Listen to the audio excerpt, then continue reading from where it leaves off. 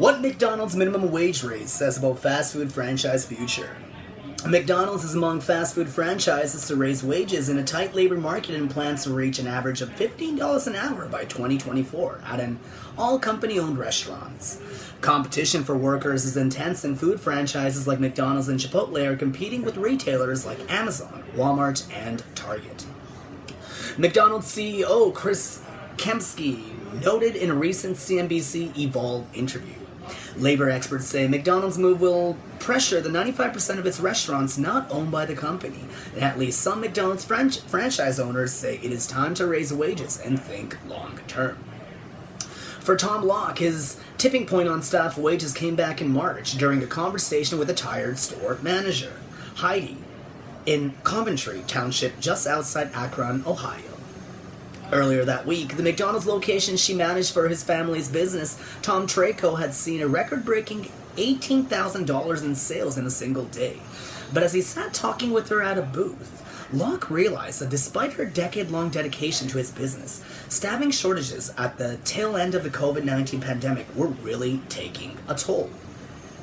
She described working a 12-hour shift, sleeping 3 hours in her car rather than driving the half-hour home, followed by a further full day on her feet.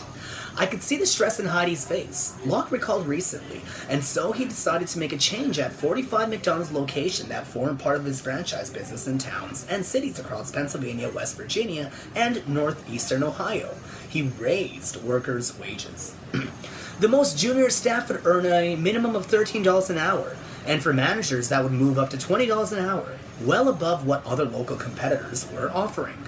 We were in a pretty strong financial position, Locke said, of the April decision, made after consultations with his senior teams and an extensive review of models examining the cost and margin implications. I felt if at any time we were able to do this, increase all of our associates' pay, it would be now, he said. Fast food pay under pressure. Pay levels for fast food workers have come under significant scrutiny in the past decade, with help from pro-labor policymakers and well-organized advocacy groups like Fight for 15, which argues for $15 per hour minimum wage. McDonald's, perhaps more than any brand, has been caught in the center of that criticism and controversy, even though its franchise model means the vast majority of restaurant locations are actually operated by independent franchises like Locke's Tom Traco rather than the franchisor, McDonald's itself. But thanks to the intensely interwoven nature of the relationship between franchisor and franchisee, a decision to raise wages on either side of the franchise equation can have complex implications. In May, McDonald's, just months after other fractious disputes with franchisees over tuition programs and technology fee payments, announced that workers at McDonald's 650 company-owned locations will see pay raises of an average of 10% by the end of June. Entry-level employees will make $11 to $17 per hour, and shift managers will make $15 to $20 an hour, based on location. The company says that means the average wage for employees at company-owned restaurants will be $15 per hour by 2024.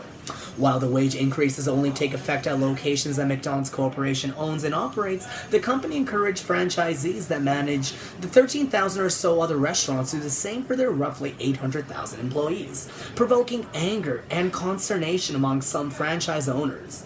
The fast food giant franchises 95% of its U.S. restaurants. What McDonald's CEO says about wages. McDonald's is among restaurant chains to emerge from pandemic in a strong financial position, similar to Chipotle, which recently raised wages, as well as, in its case, many prices by 4%. And it has been trying to send a message of financial support to independent restaurant operators. In a recent interview at CNBC Evolve Global Summit, McDonald's CEO Chris Kempski said the company's decision to inject roughly $1 billion of liquidity into its system earlier this year after the worst of the pandemic has passed, and on top of several years of balance sheet growth in the U.S., was part of an effort to move the franchisee mindset away from worrying about, am I going to be able to pay, my mortgage or pay my loan that's due this month? It's this mindset switch from being, one of defensive to really being much more aggressive. While he didn't want to comment on a raised federal minimum wage, the McDonald's CEO said there's no doubt that $7.25 in this day and age is not what you should be paying or need to be paying to be competitive in the marketplace. Wages are going up because the economy is strong. Labor experts say McDonald's move will pressure its franchisees. This will create a lot of public pressure on franchisees to do the same thing, said Laura Payton, a senior staff attorney at labor advocacy group, the National Employment Law Project. When that campaign started in 2011 or 2012, said Payton, in reference to Fight for 15, a $15 minimum wage was considered this pie-in-the-sky type of goal. The recent McDonald's announcement is, Payton insists, proof of its efficacy. That companies themselves are taking that initiative just shows you how much the movement has changed the narrative around what an acceptable minimum wage should be, she said. Franchise industry pushes back. The franchise industry has made its position clear.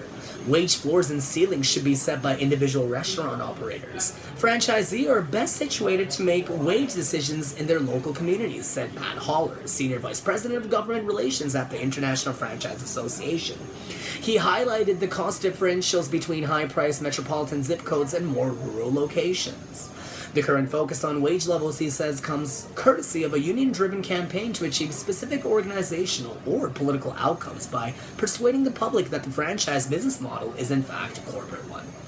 In terms of public perception, he says this is designed to turn a company like McDonald's or Dunkin' Donuts or Hilton Hotels into one company rather than a collection of lots of small businesses doing business under a common brand. The McDonald's corporate views catches franchisees in a crosshairs of battle being fought with massive competitors on a broader low-wage worker landscape. I think what's happening is that you're seeing that a great economy is very helpful to growing employees' wages. And I think many of the changes that are happening from a wages standpoint are happening because of companies like McDonald's need to compete for the best talent, Kempsky said. When you have Walmart and Amazon, Target, all moving to $15, certainly that's a talent pool that we're competing with. How McDonald's workers feel. Among the workers arguing for higher wages, a distinction between McDonald's corporate or franchisees can see semantic. We don't care about whether or not we work at franchise or a corporate store, says Christian Cardona, a 21-year-old who began working at McDonald's operated restaurant in Orlando 3 years ago. We all wear the McDonald's uniform and we all deserve a living wage.